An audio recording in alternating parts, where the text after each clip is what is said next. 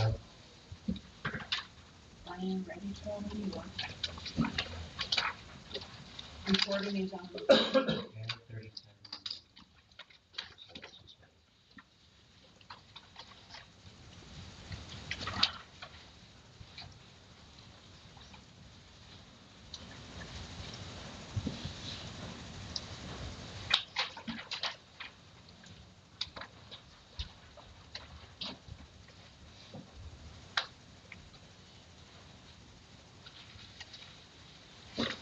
Okay.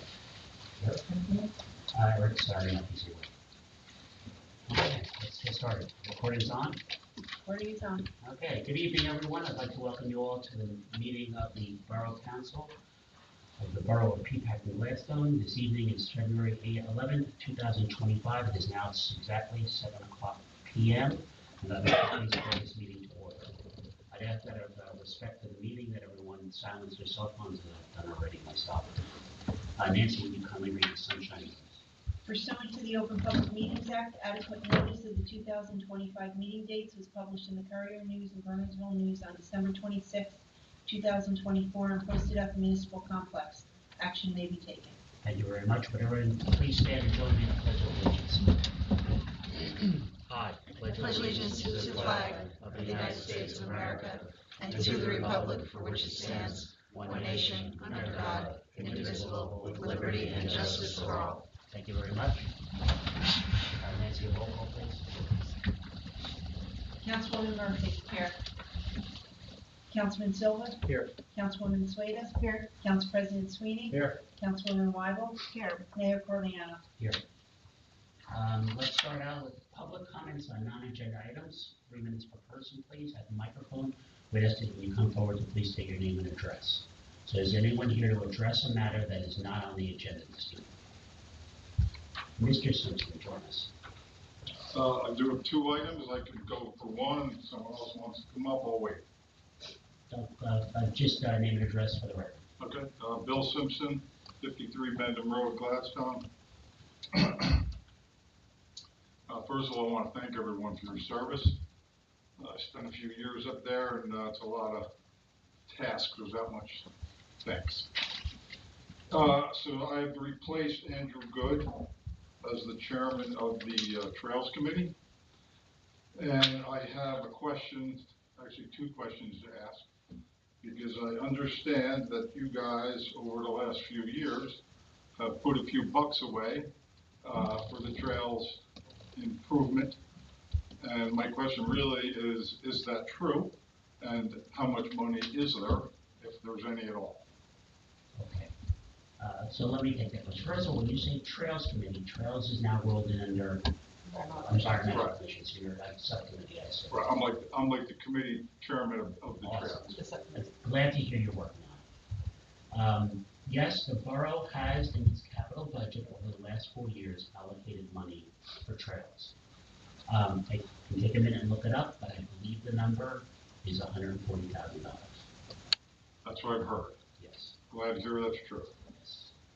And is there a particular thing that you've designated that for? Trails. Okay, I mean, we're very interested.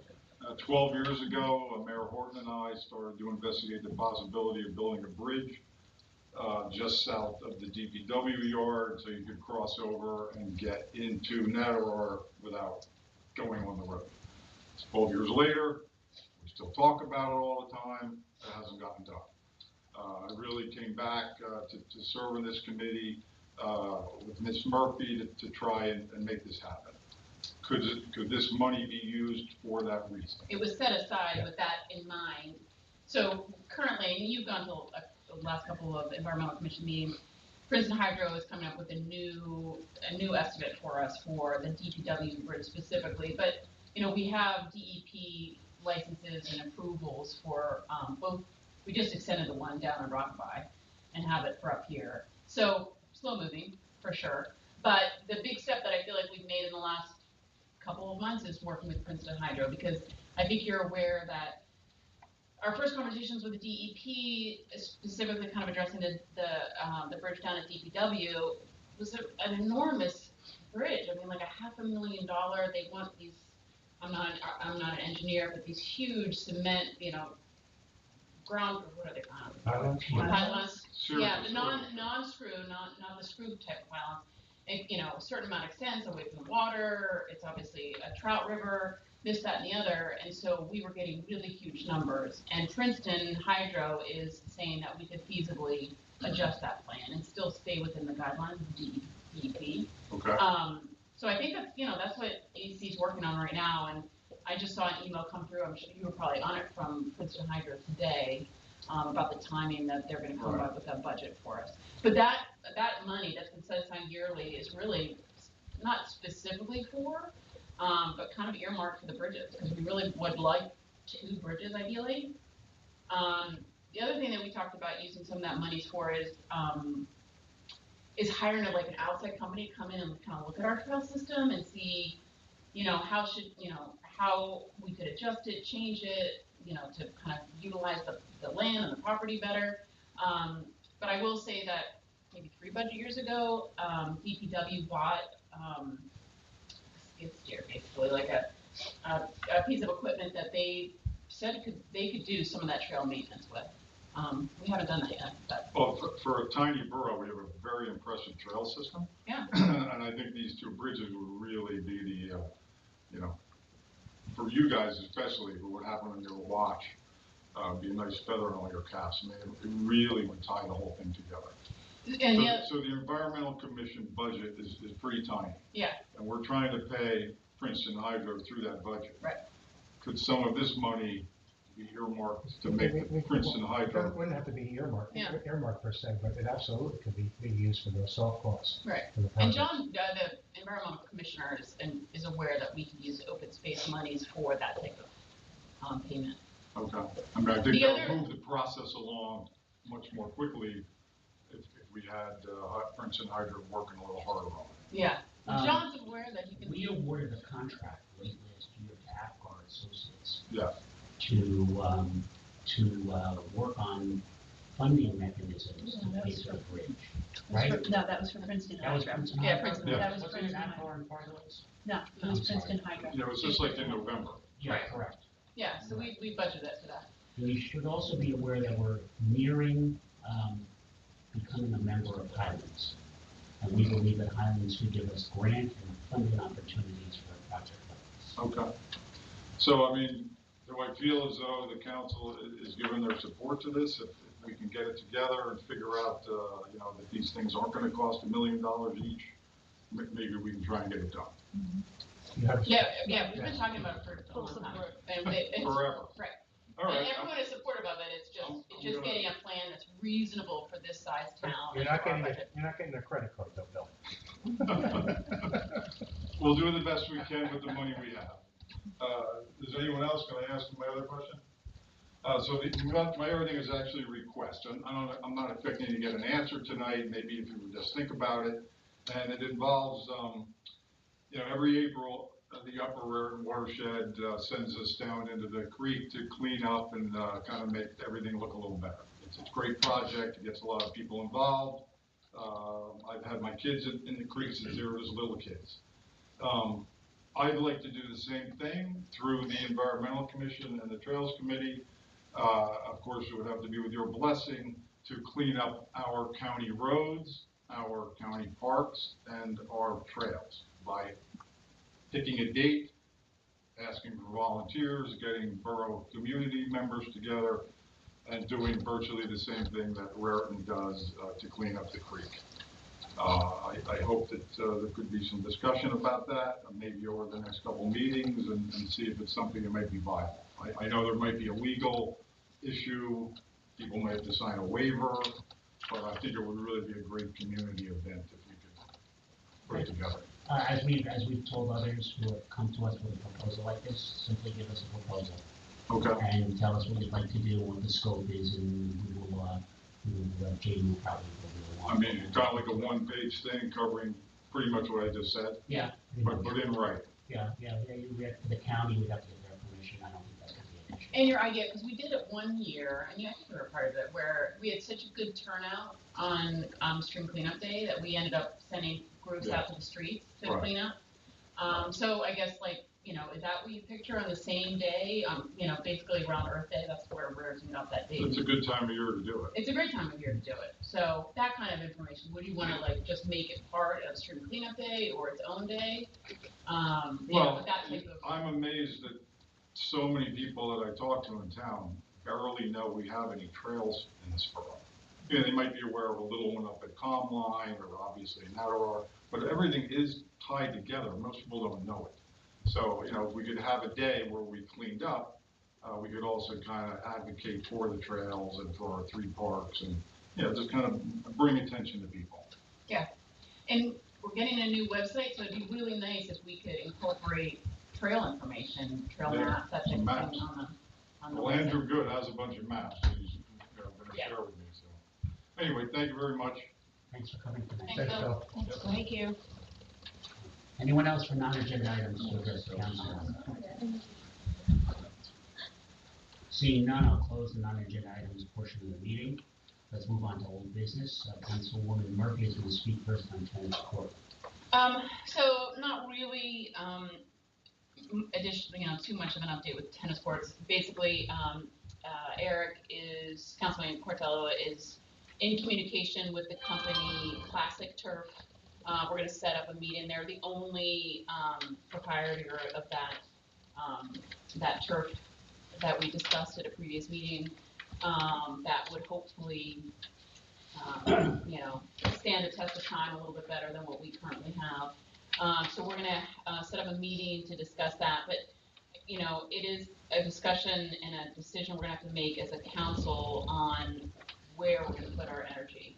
And where we're going to put the tennis courts, where we're going to put the pickleball. So I was looking at the site map for the affordable housing development over Jason Smith property, and it seems as though where the tennis courts are currently will still be a viable option. Although it sounds like there might be some swales put in to prevent water, going onto the new development of the affordable housing, and so I don't know if that's going to affect where the tennis courts are, and if water's already an issue there. So I think our primary question as a council and as a community is, where do we want the tennis courts? Do we want tennis courts and pickle together?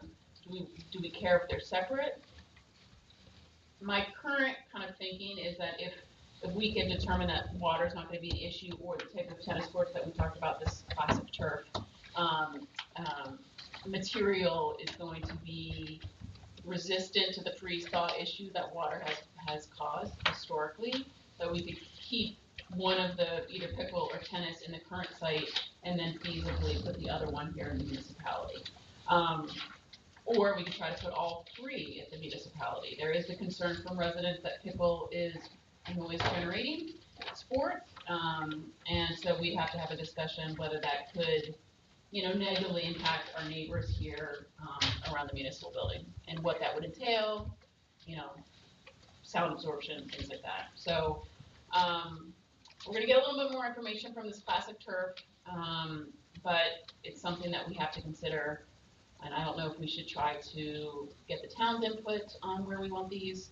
I would like to know how much we're using the second ball field. I mean, of the 16 years I've been here, I've never seen an organized game at this closer ball field. So, personally, I wouldn't see a huge deal getting rid of one of the fields. But if it's being used and I'm not aware of it, that's something we need to consider. I don't know if anyone has any thoughts. I am fine splitting up pickle and tennis, because you either go to play pickle or you go to play tennis. Yeah, I wouldn't have a problem splitting them up. I may be in the minority, but if we can keep the courts at Calm Line, I would keep them there at this point. I honestly feel similarly. I mean, I like the idea of having one here, but I'd like to clean up the basketball court, and I think it gets a little tight if we're going to do 2 tennis courts, a pickle court, and keep the basketball here. And create enough of a sound buffer for the pickleball. Yeah, so we could put pickle at Calm Line, right? That's, it's going to be pretty near some new development though. So it's a conversation we have to have, and obviously currently the tennis courts are pretty unusable. I haven't been there for a while, but it's a decision. They weren't that useful when we were there the last time. There hasn't been a change. Right, exactly. So, so those are things we have to consider. We have to consider the noise and the neighbors. We have to consider cost. And so cost, that I'm working on that. I'm going to meet with the classic turf people, but there's a bigger discussion that we had. Any comments? Just as long as we give us multiple estimates in terms of whether. Well, they're the whether only it's a repair or- purveyor of this particular thing, so Yeah. we'll only need to get one from them. But Okay. then I guess we have to decide, we have some bids from 2 years ago for tennis, and for the tennis, when we did it like 2 years ago, we had 2 people. Yeah, but this is really, if it's over a certain amount, it needs to go out for bid. Okay. Yeah, I think they were more like estimates, it was like, that Right, guy. I'm just saying if we, It's a bid, yes. this is a bid, this is a. Right, it's a big project. So, then we have to get, bids from traditional courts too, that way we can make an educated decision Correct. based on classic turf versus, We'll have Old that school. specifications written similar to what we want. No Yeah. problem. That's all. so, I'll try to organize that with Eric to get, because sooner rather than If they later. give us an estimate, does that preclude them from bidding? Yeah. Okay. So we gotta be careful there then, if it's one thing. Because you cannot, because when you go out for bid, yes, you will have an idea in your mind as to what you will know what your budget is, but you can't base A decision. a decision based on the estimate that they are doing. And we cannot specifically do the bid that you're putting it down to one product that nobody else can bid. It's just difficult because I feel like we need to make a decision on where they're going and then just go out for the bids. So- We can do that. Right. I- So, go ahead. I also think this is a big ticket item. This is a big ticket item that we cannot have the same thing happen again, where you build a complex and you might even split them up, and 10 years down the road there's cracks, maintenance, and so forth. I think this is a bigger picture. I think we need to have maybe the soil tested, figure out the water levels. This is not just us sitting here talking about where is it going, and from my aesthetic component, I think we need to reach out to the right companies to figure out, is this sustainable long term? And also from an aesthetic perspective, I think it's better in one location. It's an individual and dual sport. It's not a team sport. Team sports, traditionally you stick together. Individual and dual, such as pickleball, tennis courts should be together. The noise levels can always be also aesthetically fixed by landscapes and so forth. You can reach out to Ridgewood. You can reach out to different, actually, towns that I've been on, New Jersey, like Concord Garden, the noise levels. Because it is a popular sport and it is annoying, even down the shore. It's a big issue because it's such a popular sport. But I think breaking it up, especially when we talk about our youth here, the Red Camp is limited to what we offer. I think having something here, very similar to the basketball courts, I think they're not the greatest courts. They're old school asphalt, not aesthetically pleasing. I think the 3-point line is off by 1.5 feet, to be honest with you. So I think talking about locations and jumping ahead, I think we're going to make a big mistake, especially when we're talking about hundreds of thousands of dollars. I think we need to be smart about this decision and ultimately make an educated decision with professionals. And I don't think anybody here is qualified to make that decision without professional advice. That's my opinion. Yeah. Well, 2, maybe 3 years ago now, I met with the borough engineer and 3 different tennis court experts at the old tennis courts. This is when we thought maybe we could rehab them. And at that point, even the tennis experts said they couldn't. But the borough engineer, who again, he's an engineer, not a tennis expert, he assured us that the issue with the courts there wasn't location, wasn't water, it was just routine maintenance, of which we did none. So I don't know if I don't know if that's accurate, Sure. but he was basically like, every tennis court is open air, every tennis court gets some water, every tennis court freezes and thaws, and you'll get micro cracks, and if you don't deal with them, they become macro cracks. So, so we did get a little bit of education Sure. on that site. But what I don't know, and what concerns me, is how the affordable housing is gonna alter it, right? Correct. And how do we predict that? Right. Um, And that's where topography reports and so forth, and that's why there's a lot playing out here. And I think for us to build something where landscape could change, and we don't know how water funnels, obviously, path of least resistance, thank you. So to me, I know it's been a long time coming, but personally, I think maybe even sending out some kind of form to the community to figure out what they would like, or get a consensus from the community, not just whether it's location or if they want it together or not. It might be something that opinion-based or a survey of some sort. We could do an online survey. I think that's only fair to our It's not gonna be community. scientific, but. Yeah, it would right, be it wouldn't be something scientific or the end-all be-all, but it would be valuable information that we can get a consensus from our community. That's just my perspective. and I think that would be great. It's just, what I'm struggling with, and I 100% agree with everything you're saying, but I just feel like we need someone to tell us, is it even viable to stay there? Is it viable to go here before we ask the town opinion? Right. Because feasibly, we're not gonna have an option, right? If they're gonna say it has to go here, they all have to go there, I don't know. But it's just a little bit hard with the limitations of a municipality to get those answers. Because again, with the affordable housing coming up in that property, I don't know how that's gonna alter the current site. I don't think it will alter the site, because obviously Phil Ryan is aware of it. And your recollection of 3 years ago is correct. I mean, whether or not Phil Ryan was correct on that or not. Right. Yeah, I know, you were there. Is correct. There is drainage that's gonna be going in as part of that development of that park.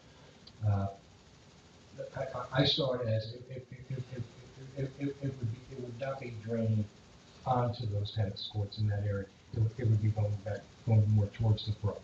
So I don't think that development is going to change the topography or the flow of water there. So we'd be dealing with the same water that we're dealing with right now, coming down the hill. Okay. Well, I'll reach out to Bill to confirm that. And then and we already have kind of Bill's images of putting both of them here, and just have a discussion with him of what his thoughts are as the borough engineer. And if he thinks either site would work, then we can kind of go with more of a, what does the town think? What do the residents think? They want them together, separate? Not at all. Yeah. Right. I just think it's fair. It's such a big ticket item. I think we need to do this the right way, where it's longevity, quality, everything comes together, and it's the right thing to do for our town as well, and also from an aesthetic perspective. And just to also circle back on, Jill, you had spoken with the rec commission about it, and they don't have an issue with the ball fields being used in this manner. No, yeah. So That's good to know. that's one Should also want one group. to involve Dan as well Great. in the rec committee. Yeah, I mean, I think, having it available for the kids in rec camp would be great. I mean, I don't think they need to, I think it's still an option to separate them. I mean, I hear what you're saying, but, all right, I got some work to do. And then the second thing that looks like as under me is geese. We did get a second bid. So if y'all remember, we talked about geese chasers. We got a second bid from Geese Police, which is the company we used historically for a long time. And they were, similar. They're offering to come out every day, as needed multiple times a day if we need to. Chasers was less expensive. Chasers was $14.75 a month with no additional addling charges, versus Geese Police, where it was $16.25 a month with a $100 nest addling fee. So otherwise, it looks pretty apples to apples to me. And we can do a year contract with them. So if we're unhappy with chasers, we can always change. And are we okay to go to contract before the budget is finalized, or we're going to have to wait for that? For that, we could probably do it under temporary budget. We want to get it moving quickly before the eggs start. Before Right. they start nesting. Yeah. All right, why don't you get a contract from them? And let's do the contract, we'll have Steve look at it. And get a resolution. And then we'll do a resolution on I suggest when you have the contract done, their original, proposal was the park. I think it needs to include a radius of area around the park. So it includes, Lower Willow and, Yeah. Municipal.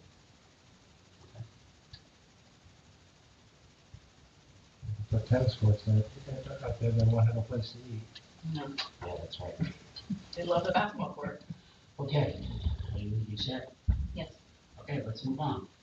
Let's move to new business. The first item I have is an amendment to ordinance discussing a possible amendment to ordinance 1093-2020, which zone the MUAH zoning zone in town here. And I'll hand this over to John, although I just want to mention that I invited Mr. Melillo to join us tonight because he is the developer of that zone in case we had any council had any questions for him. Okay, fair enough. It's actually a relatively simple amendment to the zoning ordinance that I can't believe it was 5 years ago we had done this. But this is, to use a more colloquial term, it's the Lackawanna affordable housing development that we're talking about here. The current ordinance has 10 different permitted uses, one of which is restaurants. This ordinance would add one additional permitted use, which would be for a quote brewery. And we're not talking about Anheuser-Busch moving into town. We're talking about something probably more akin to the cider mill on 206. In as much as we are, it's almost akin to a restaurant with a liquor license, which is a permitted use in the zone. I think it's a reasonable request to make. Also, under the existing ordinance for the affordable housing zone, there are no D variances permitted, so it can't go via the land use board unless we make this a permitted use. So may I add to what you just said? Yeah. So I was the architect of this ordinance, and we kept the ordinance very tight, very much on purpose. We limited the uses to only those that were listed. Now, we could not, of course, anticipate every possible use. But one of the uses was a brew pub or a restaurant, and this variant came in, a brewery, which was determined by our professionals to not be the same as a brew pub.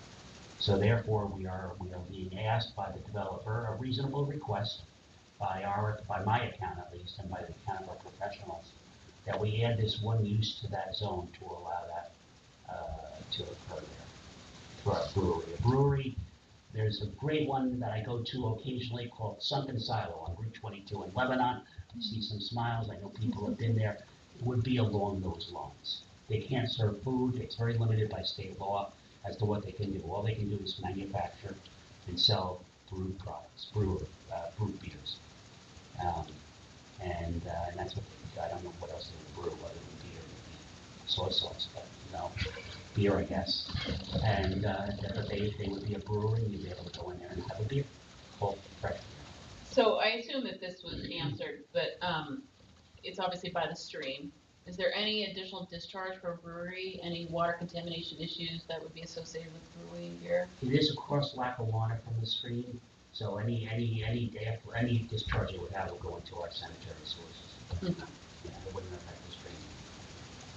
So, and Mr. Melillo, I'll say it. Mr. Melillo's intent is to is when the Stable automobile dealership relocates a portion of their facility, that it would go into that building, just so everyone knows what we're talking about. And coincidentally, it was because of that building and the zoning is the way this was written with the specific uses, because we realized we have residential behind it and we have Gladstone House next to it. Well, residential above it. Yeah. So any thoughts? This would come to the council as a first read on the next meeting. This modification to our ordinance. And what is the zoning for outdoor seating in that location? Just wondering. Zoning is. The outdoor dining ordinance would cover it no matter what. Can you remind me of those details? It goes to the zoning officer. The zoning officer would believes that outdoor dining requires a site plan, then it goes to the land use board. If they don't feel it requires a site plan, then they approve it.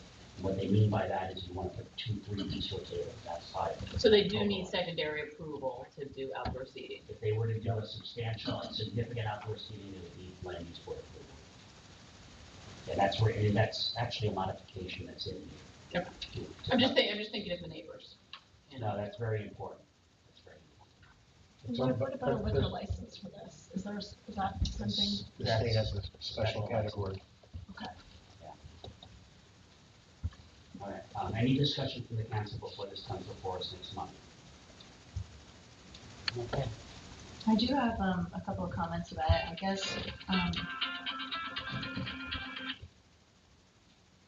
my concern being, of course, the people that live in the condos. So, I think that they didn't buy a condo there knowing that they were going to be necessarily next to what would be a brew pub. So the question Not a brew pub, it's a brewery. a brewery. Okay, so I guess I'm more concerned about hours of operation and things like that to make sure that, they're still living in a place that is comfortable and they feel like, wow, there's all this partying going on, and it could affect their quality of life somewhat. Well, I think that was addressed 5 years ago when the ordinance was written. Okay. And it allowed restaurants, because theoretically, 4.5 years ago, a restaurant could have went in that building. Okay. Okay, and those factors were addressed to be sensitive to the residents next door. In fact, the ordinance, something came up that we didn't consider when the ordinance first passed, and 2 months later, we revised it to make it more restrictive there to protect the residents of Gladstone. Okay, great. And actually, just to give you the full picture. Right. They actually came into those hearings with the land use attorney. Okay. And made comments, and hopefully they won't feel the need to do it on this ordinance. But second reading, we will, if there are notable objections, we will hear. Okay. And if the brewery wanted to do something unusual, they would have to come for specific site plan approval. Okay. Good to know. Thank you. All right, so we're okay on that going forward for the next month Yes. by consensus? Yes. Okay, very good. I need to take a moment and digress because there is a gentleman in the room who I wish to acknowledge, and I see in the back, I see Mr. Tom Rossiter sitting there, always well-dressed in a blazer. I want to acknowledge Mr. Rossiter because, well, he owns the stable, and he's going to be downsizing his business slightly, and he'll still have a presence in town, I understand. But we should acknowledge him because just about right now, he has been in business in Peapack Gladstone for 50 years, and we just wanted to acknowledge him.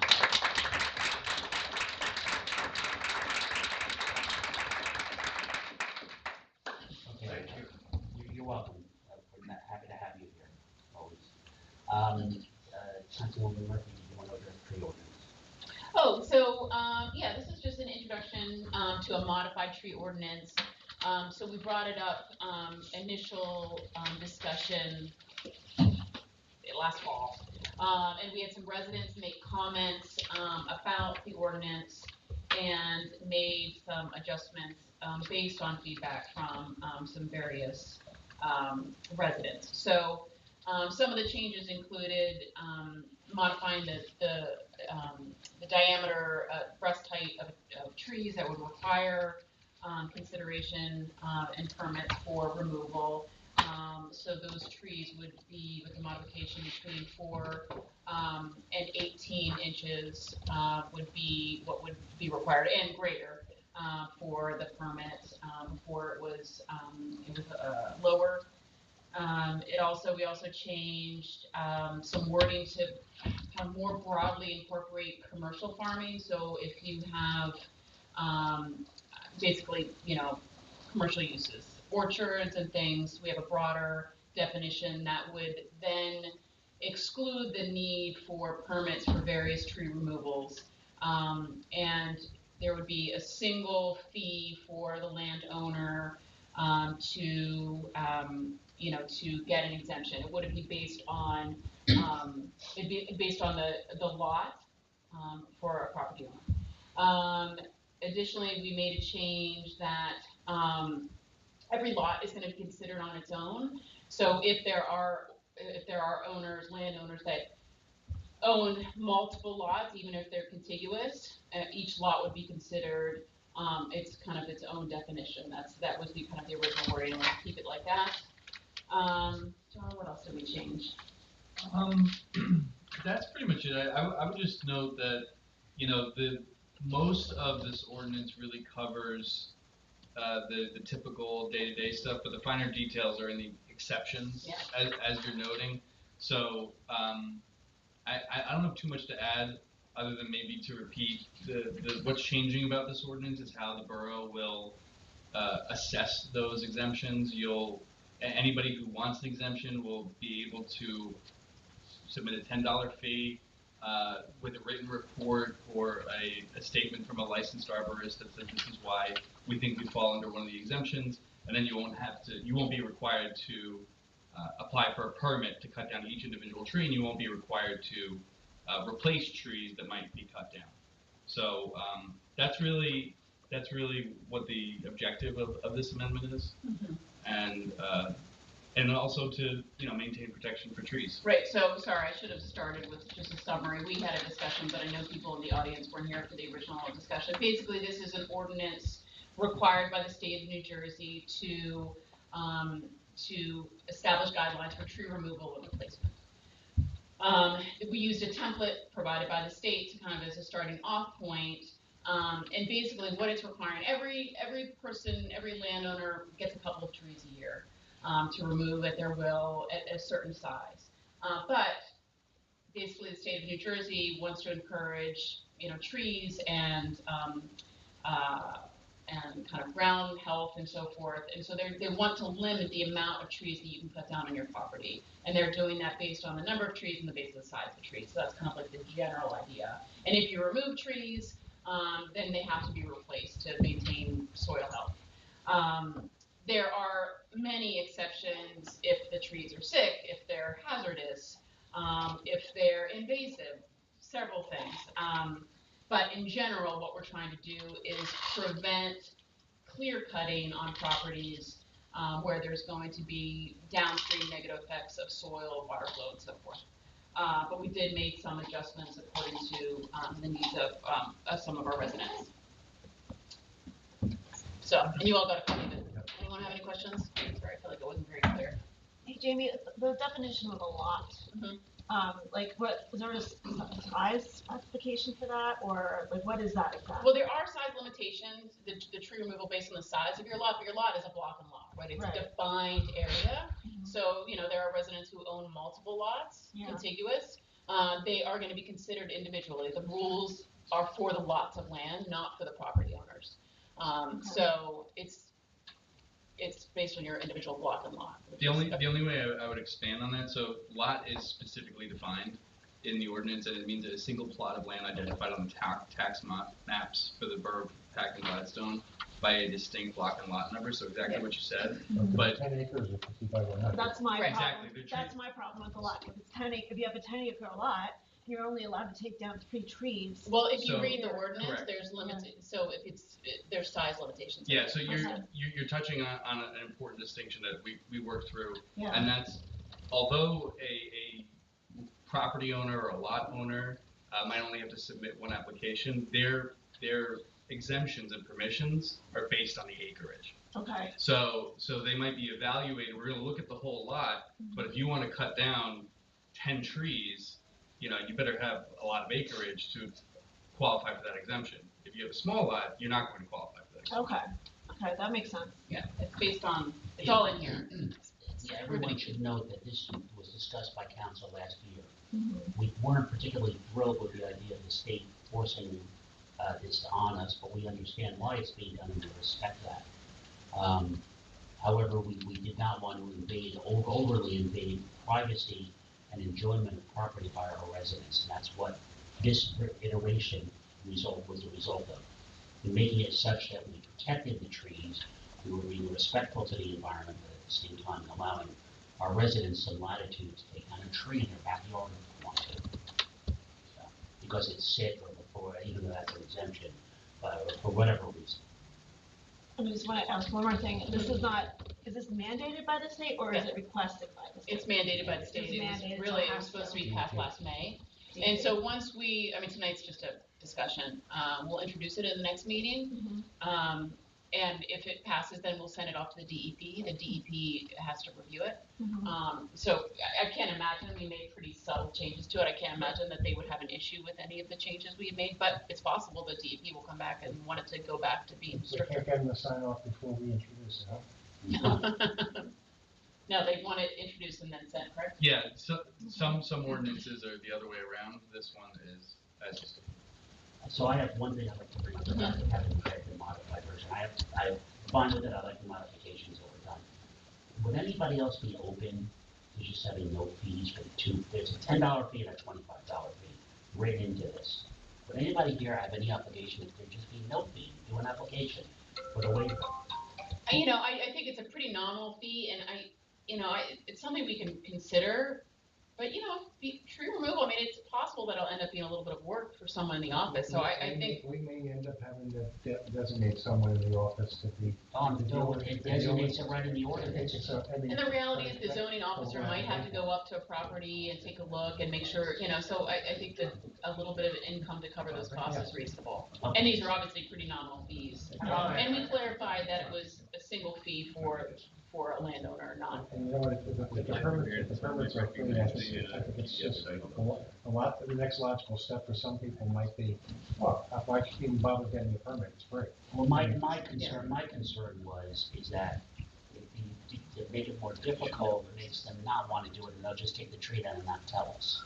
So rather than make it more Well, I onerous, think make it less onerous. I think the permit process is the onerous part, not the $25. You know what I mean? All right, I appreciate that explanation, and I'm fine with it. Right. The other change I'd like to discuss is in one case it goes before our DPW superintendent, right? And I would make that the zoning officer instead. That's another change I saw. But give me a second, I don't know where to go.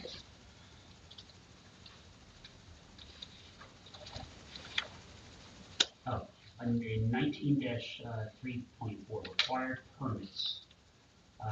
Without a written permit from the Department of Public Works, I would make that from the zoning officer instead. That's the only other change I saw. You got that one, John? Yep. Is everyone okay with that? That's fine. Okay. We'll probably have to define zoning officer, because I don't think we define that. Sure. And I would also, you're going to see Public Works is referenced to elsewhere in the document. I don't know where exactly, but that needs to be changed as To well. zoning officer. Yep. Yeah. Can change the zoning officer. Well, it's. Zoning officer or the zoning officer's designate, so we have somebody else. But there's some locations in the document that DPW is the correct, because it's borough maintenance of, it does go into right away a little bit in that type of thing, so just, I'll use my description. thank you. Has every town within the area adopted some form of this ordinance? Some towns have them before the state Correct. mandated it. Like Mendham's had it for a long time, Burnersville, I think, has had one for a long time, but I don't know, I really haven't, Right. I haven't looked into it. We have one, but it's a different Yeah. ordinance than this. Mhm. Yes. And it really only applies to borough property. And is there a rush on this, or? It was due last May. So the state is not going after us, but we're already 9 months Yeah, we need behind. to get this done. Yeah. It's wet enough. Yeah. Understand. Okay, thank you, Jamie. Let's move on to miscellaneous discussions. The first one is we have an application for a special use permit from the Athene School and Hospital for the Miles from the Athene event, which they are again holding this year up on their property on Saturday, June 7th. Discussion? I don't have any issues. I was there last year, no problem. Consent from council. Yes. Yes. Okay, very good. Next, we have another application from the library to use our gym for some top baby, toddler, and preschool events from March, I think it's until, they're all in March. And we approved one last time, and this is what the library's at. Yep. Yes. Consent. Okay, very good. I'd like to please ask for a consent agenda for the regular minutes of January 21st, 2025, and the executive session minutes of January 21st, 2025. So moved. Second. discussion? Roll call, please, Nancy. Councilwoman Murphy? Yes. Councilman Silva? Yes. Councilwoman Sueda? Yes. Council President Sweeney? Aye. Councilwoman Wyble? Aye. Okay, thank you. Let's move on to resolutions. May I ask the council to please take a moment? We don't have all that many resolutions tonight. We have 4325 and 4825. And see if you'd like to pull any of them for a separate vote, and the reader for a consent agenda. I'd like to pull the bills. Those are That's at the separate. separate. I'm sorry. I don't need to pull anything. I'm I'm good. good. All good? I'm Okay. May I please have a motion and a second for consent vote on resolutions 4325, 43-25, and 48-25? So moved. Second. Nancy, roll call vote, you ready? Councilwoman Murphy? Yes. Councilman Silva? Yes. Councilwoman Sueda? Yes. Council President Sweeney? Aye. Councilwoman Wyble? Okay, resolution's passed. Moving on to bill list, payment of claims.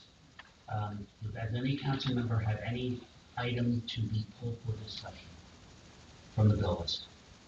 Yes. I have a waste disposable fee, several of them. I just had some questions about them. What? On page 3, The garbage company, interstate. they're just different dates. We have some for December, and then we have January. And then we have one from August, and I just was wondering why we got August one. For some reason, the August one was overlooked and it was not paid, Okay, so they had sent that back to us. okay. And the January one is just for the monthly pickup, the monthly pickup charge, and then the December one is for the disposal, Tonnage. the tonnage. Okay. So everyone understands we pay a fee to have the garbage picked up, and then we pay a fee when it's tipped and dumped, you pay by the ton. Mhm. Okay? I have just a couple items. One is the Cintas mats rental. Yes. I see here that we pay, so it's three different payments, the 15th, January 22nd, 29th, for a total of $442. I'm guessing these are the entry point. These are the Mats. entry mats that are on all the doors, the ones downstairs, Mhm. and all of them. Now, my question is, instead of paying a rental fee, and I've worked with Cintas before, and I know there's also a secondary insurance coverage policy they cover if anybody slips, which I would question if they actually cover anything in secondary regardless. Why aren't we just purchasing ours if we're paying this amount of money every month? Don't they clean them? They clean them and they replace them every week.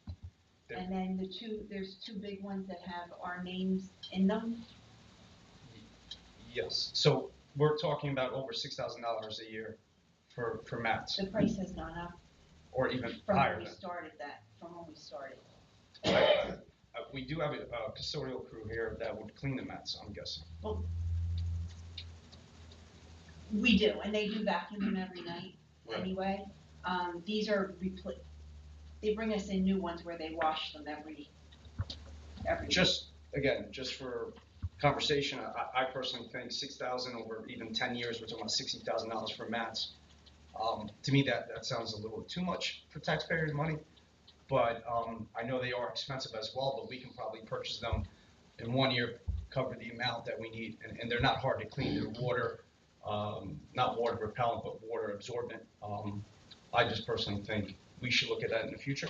Sergio, I think you have a good point, and I don't remember why we switched, but we used to buy mats, and we had an issue, and we switched to a service. So if I may ask, sorry for something else, and if I may ask our property chairperson to speak with Brad and just understand why we're doing this. I can do it. Jamie, I'll talk with Brad tomorrow, okay? I'm sorry. It's just something that caught my eye and I wanted to bring up, and it's been on my mind now for a year. And I have another item. There was a reason we did it, and the price has gone up. $6,000 a year? No, I don't know exactly what it is a year, but I will talk to Brad about it. I mean, there was a reason why we did change it several years ago Okay. to where we And I went also to think that. there's only 2 charges a month. That must have been a special delivery for the salt or something. That might have been, but I will, Do they I will have, talk. is it higher price in the winter? Do they have to clean them more often in the winter or anything? Not that I'm aware of, but I know that they're in here because we have to sign off when they deliver them. Okay. But I will talk to Brad about that. The bottom line, Let me Sergio, know. it's a Thank you, worthwhile I thing. appreciate it, and it just, again, I'm just dissecting everything now, after a full year here, I We think, always want as to- I mentioned. That's good. We always want to look at our costs. Sure. It's good that you bring it up. The second part is the water delivery. There's also a rental fee for a water cooler. I know we can just purchase a water cooler for $150, $200 rather than paying $46 a month, which is close to $600 a year for a water cooler. Not opposed to the water being delivered, but again, as I continue to dissect, there's things that I'm not questioning. I'm just wondering if there's a better disposal of that money in terms of usage. And then the Comcast bill is with internet-based, and I know that New Jersey 12, I know especially with DPW, just want to break that down later in the day and so we can talk about that privately. So, Well, Comcast, we are looking into, that is on my list of things to look into this year for Comcast and to go once we are going, we're in the process in the middle right now of migrating to a cloud-based for everybody. So once we get all of that taken care of, then our next step was to look into Comcast and what we're doing with that. Well, let me get some detail on that. Actually, we did work on that a little bit, Nancy and I don't like Comcast. I could say that. I've had bad experience with them personally. At my home, I don't use them anymore. I now have another service. And I'm thinking, we are going to, they hammer us on whether they charge for a connection. Especially when you talk DPW, two separate buildings, apart where you need a separate connection to each. And we're exploring the idea of going 5G Wi-Fi down in DPW. Great. And you're ahead of me. I appreciate it. And as far as this building goes, we have no choice. Yeah. Thank you. Appreciate it. Just to add on to his water thing, we could look into getting one of those water filtration, like, instead of like a water fountain. You know how like We are in the process of looking into that right now. that would be nice, and we wouldn't have to do the rental. And that's one of the things that we are looking into. Part of the water thing is down in DPW and stuff, so that is all. They have something that we containers can down look at. there. They have containers down there, the police department has a container, Yeah. we have a We also buy container. bottled water for our DPW to take on the road. Yeah, so we are, but that is something that we can look in, but we are to replace the two water fountains that we have out here. Right. We are looking into getting a, not a water fountain, because I just don't like the fact people using a water fountain, I think that's. Yeah. But we are looking to getting into one of those bottles, You can put Yeah. a bottle of it in that you there can or put a not. bottle in Right. there and Yeah, that'd be good. but And we those are are in the pretty- process of looking at that. Those are so- pretty expensive, so it might be counterproductive. They're about $2,500 each. And also, I know there's lead testing and so forth that goes into that, which I'm sure you do here anyway. So again, it might offset, it might not, but Right. just worth the talk. Right, but that is one of the things that we are looking to replace the two water fountains that are here, because they're not working at this point. Great, thank you, Nancy, I appreciate it. I have another question about the expense for handy lift service, the repair and the annual maintenance contract. So what specifically do they repair for us, and what is the maintenance contract We have a entail? disabled list, we have a disabled lift at the firehouse to get to the second floor. Okay. And And it it broke, broke? and it needed a massive repair, and now we have a service contract. Okay. And it goes up a long way. It's a pain, but we have no choice. Right. We want to put it on. Right.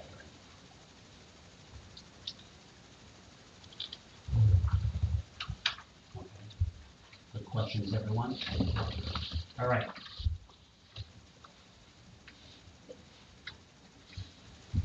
Sorry. Nancy, would you please read the total amount of the bills that we paid?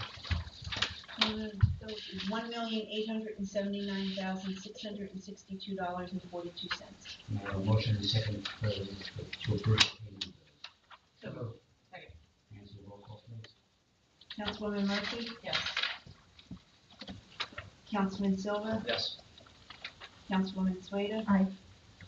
Council President Sweeney? Aye. Councilwoman Wyble? Aye. Okay, that passes. Let's move on to council reports. Of the committees listed on the agenda, does any council member have a report from their respective committee? I do. on police, a couple items. They haven't forgotten about hiring an additional officer. They interviewed two candidates last week. They have 2 interviews scheduled this week. The game plan right now, because we're not seeing a whole lot of movement between departments, is that we'll be looking for a candidate who is a Class 2 special who we could send to the academy and pay for the tuition, but they would not be on salary as a Class 2 special. Block cameras, we got the estimate the estimate for 5 locations in town would be $20,000 a year. We have one resident who has stepped up, who's volunteered to pay for one of the cameras. Okay, so that's in the hopper for the budget. The budget has, the chief's budget has been submitted to the mayor and the administrator. Outside of the block cameras and replacement of the dash cams, which is also on the agenda, there's one the new addition is a capital expense for the purchase of a mugshot camera of $1,800. The current one is not operational, and it's $1,800 because it plugs right into the state database. So we're not faxing mugshots to the state or to the county anymore. The last item is we have to file our notice with PERC so we can commence CBA negotiations. I got that guy on the board. Okay, so Adam will get you on the agenda as soon as we file. Nothing further reports. Thank you, John. I do have one item. Julie and I, 2 weeks ago, attended the Board of Health, Somerset Hills Board of Health meeting, and it was very productive.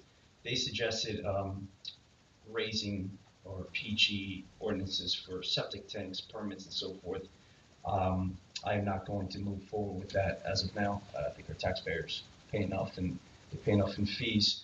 They did suggest doubling septic tanks, 10-day, the 10-day rule for visits and so forth. At this time, I think they're more than fair, and we'll stay as is in terms of just the permit fees. What's the 10-day visit? I'm sorry. If there's a septic tank being removed or being implemented, they have to check, and I'm guessing they have to come in and check, make sure all the apparatuses are fully. The Board of Health comes in. Yeah. It comes in. So the Board of Health comes out and they want extra fees, which essentially goes back to us. But it's just they want to double it from $100 current to $200. I'm opposed to it. I say we stay at $100 and continue doing what we're doing. If it's not broken, why fix it and charge more? Okay. They charge us $200. The Board of Health charges for the permit, but the money comes back to our borough. No, they don't charge us separately. And if they've got, Okay, that's they've fine. got to replace their septic system, they've got a big cost. Yeah. Correct. In agreement. So Okay. Sorry, I just confused. am I missing anything, Julie? From the meeting? Next meeting's June 12th. That's really about it. Good. And they do provide a valuable resource to our community through blood pressure, clinics, screenings, and so forth, and flu shots. So they do a great job. I won't agree with them. And lectures and all that. Sure. And we have a good Board of Health contract. And they're looking at really doing more, I think, outreach to especially seniors. Their primary method of communication right now is email and text, and it's been brought to their attention that a lot of seniors don't do either one of those things. So they're looking at doing, potentially more mailers and hard copy, which I think is a great idea. To the extent possible, if they're doing, what they're posting online, if we could segue it to our newsletter. Okay, we have. Because that gets things on paper to them. Right, and we did let them know that we had a newsletter and, talked to them about that. They also, were interested in coming to our community. Dawn's the new person in charge over there, and she said that she would like to maybe even give a talk for seniors. That's terrific. And so I was gonna work with my church to potentially set it up over there or do it here or something, so I'm looking into that. They are doing, I have spoken with Dawn, they are doing in October, they're going to do besides the flu, they are going to be doing another, more screening, more health screenings and stuff here. Besides the flu shot on that day that they do the flu shot, they're going to be doing a few other things. Dawn, we've already set that up. And we are this time around in the newsletter, we do have one of their flyers for the blood pressure and everything is all in the newsletter now. Real nice folks. If you haven't received your newsletter yet, it should be in your mailbox in the next few days. First newsletter of 2025. Okay, thank you, Julie. Anyone else? I have a few. Nancy, do you have anything? I do not. I have two items. Budget requests were due today. Most have come into me. I'm also budget chairman, as you know, and I work with Budget Eric as my second. We will get those prepared in preparation for our special budget meeting next Thursday night at the building here. Okay, and that's that noticed meeting. That was the first item. The second item is just under 2 weeks ago, I had a meeting here that I helped facilitate of a lot of people. The chief of staff from the governor's office came. The commissioner of the New Jersey Department of Transportation was here, along with his top person, his chief engineer, 2 other people. I had people from the county here, Colin Moore, county administrator was here, I was here, Nancy was here. I had Brad here, our superintendent of public works. And I also had the 2 developers who this will affect. One of them is in the room, it's Anthony Melillo, who is looking to redevelop the Pfizer property. And the other one was a gentleman representing SJP Properties. For those of you who don't know, SJP owns the property on the other side of Route 206 from the Pfizer complex. And although many of you drive it possibly every single day when you drive 206 south between Pottersville Road and Holland, there is a bridge that you drive over. Okay, and that bridge has an access road under it that facilitates access to those 2 properties. When that bridge was built back in the 1980s, it was privately built. In other words, it was built by Beneficial Finance, who owned at the time the Pfizer complex. And Beneficial Finance built this bridge in order to have the access road underneath and make it easy to get into their complex. Well, over the last few years, over the last many years, the uses have changed. The Pfizer complex, under the guidance of Mr. Melillo, is going to become housing. And the borough's approved that and rezoned it already. SJP has been trying to put in the development across the highway of more housing. And that's been approved many years ago. That was approved many years ago, although it was modified about 7, 8 years ago to include affordable housing. Both of these developments will have affordable housing, by the way. In any case, because this bridge is a privately owned bridge, it carries 30,000 cars a day and many more cars underneath it, people getting to the Pfizer complex, is privately owned. The concern came up that it really shouldn't be privately owned, but rather it should be taken over and owned by the state of New Jersey, just like, I believe at this point, every other bridge on the state highway is. The borough supports this. Why? Because we don't really want to, eventually these 2 properties will become, fall into the hands of a homeowners association. And the borough is not as comfortable having homeowner associations manage a bridge that is critical to our infrastructure around here. Homeowner associations don't know the first thing about managing bridges, the state DOT does. So we support the bridge being taken over by the state. Furthermore, if anything were to ever happen to that bridge, and we've seen bridge fires in Philadelphia and up in Connecticut and New York State, and how it cripples a major highway, if anything happens to that bridge, we need to know that we have the right resources to get it repaired and up and running as soon as possible. Because the only bypass by 206 is our main street. And it would absolutely cripple our town if something happened to that bridge. So the borough very much supports this bridge being taken over. Okay, when I was when I was a councilman, relatively new councilman, I got involved with a homeowners association dispute that we had in town here, and the homeowners associations can go awry. I don't only see it that, but I see it in my work, and we'd like to see that bridge in the hands of the state. In any case, All these individuals came, the director of the commissioner who runs the DOT, he's relatively new to the position, he was very nice. He seemed to have a little bit of a different take on the ownership of the bridge than the prior commissioner who was opposed to it. And we got some unofficial word that the state is going to be taking over that bridge, which makes us happy. I'm sure it makes the two developers very happy that maintenance doesn't fall on them in the future. So that is my update, and that's a success for the town. That's great. Thanks, Mark. Yeah, thank you. You're welcome. You're welcome. Okay. Moving on, executive summary, it's Jamie, it's to tell you. I have nothing else. Nancy, just follow up on those water coolers if you would, so we can keep that moving. Let's go to public comments on the agenda items. So would anybody like to come up to the microphone and speak on any of the agenda items? Name and address, please, and 3 minutes per person. Hello, Eva Mosquera, Matheny Medical and Educational Center. I don't live in town, but I work at Matheny. My only question was, thank you so much, by the way, for approving our permit, but I had requested a waiver of the application fee and the escrow check, so I was just wondering if you could let me know if that's approved. 1 second. We have any resolution?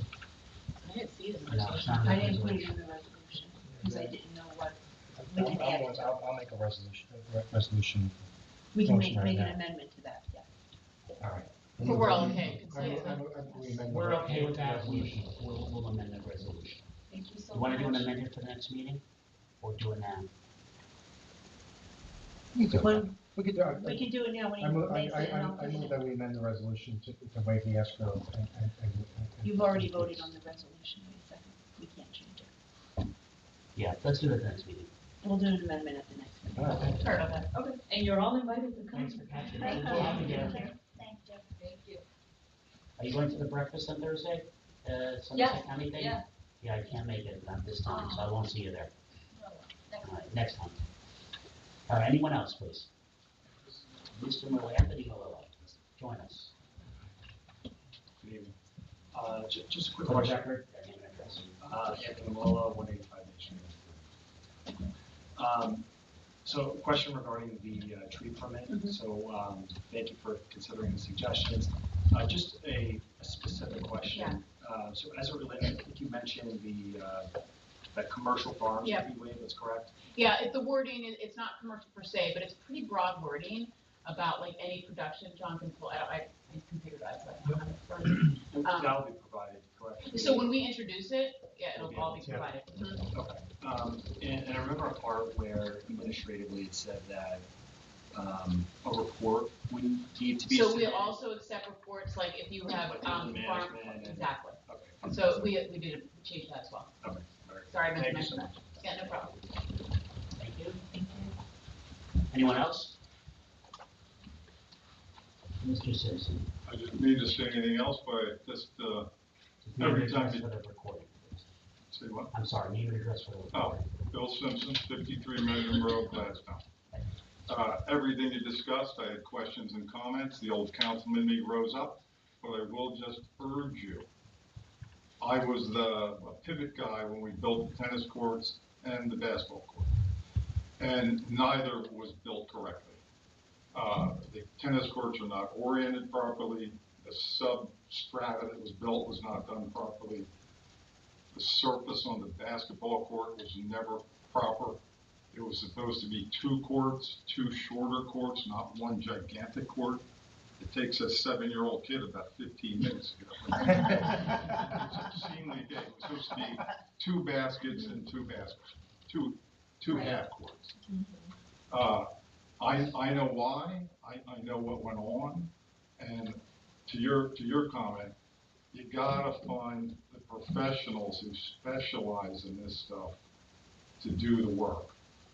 Our borough engineer is a hell of a nice guy. I know it's still the same guy. I see you nodding, and I'm getting you to say more. You really need to find the right guy. Yeah. It's gotta be in the right place, gotta be the right construction material, and it'll last way longer than those tennis courts over there. Thank you. Thanks, Bob.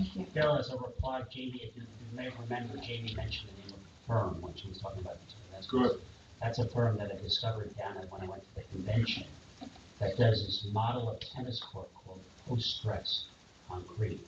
And it's supposed to be very durable, and the basic checking out of this type of construction, it looks like it could be the right solution for us. And Sergio, who works, who's a vice principal, Sergio, Yes, I was supposed to be public knowledge, but no. I'm sorry. Your email Has address is dealt with public these right type now. of tennis courts, and he acknowledges that they are much more durable than whatever was done up there. Good. They've been there for 10 years now, no cracks, visible cracks, they're easily power washed. We just have to make sure in terms of maintenance, they're not around a lot of trees, a lot of different types of moss growth, the humidity and so forth, but I can say firsthand that they've held up very well, and we're talking about kids smashing them all day long. No, they look great. We just have to follow the rules when it comes to cleaning up the data. That's what's important. I think Chubb Park just put in a bunch of those, classic truck. So thank you for your comments. I think. Anyone else? Seeing none, I'll close public comment portion of the meeting. Does any council member have any further business for us tonight? No. Hearing none, may I have a motion second to adjourn? Second. All in favor? Aye. Okay, I'd like to thank everyone for coming out and joining us tonight. We love seeing people in the audience. As I said earlier, we have a special budget meeting on Thursday, February 20th, starting at 6:30, earlier start. And then our next regular business meeting is on Tuesday, March 4th at 7 o'clock. Thank you, and manage this.